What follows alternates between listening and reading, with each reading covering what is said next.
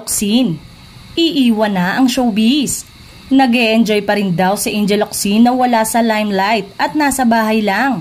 Say ni Dimples Romana. Isa si Dimples sa ilang showbiz friends ni Angel na nakikita siya. Opo, ano naman kami, nakikita ko naman po siya. Pero, kamusta naman siya physically? I have yet to check on her but last time naman po she's okay.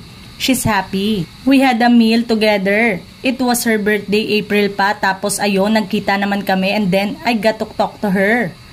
Wala talagang chance na lumabas siya or bumalik. Sundot na tanong. Parang nag-e-enjoy na po siya sa kanyang life at home. Iba rin kasi, naiintindihan ko po kasi ako rin bilang pamilyado akong tao. Parang kung ako rin, alam mo kung kasing yaman ako ni Angel, nasa bahay na rin talaga ako. Nakangiting sagot ni Dimples. Na-mention mo na hindi siya nagsi-cellphone nung last interview namin. Up to now, ganun pa rin siya. I think hindi siya nagsa-social media. I think it is a wonderful choice because ngayon, diba, a lot of the news is also ako nga sometimes when I watch a news. Pati ang husband niyang si Neil Arce.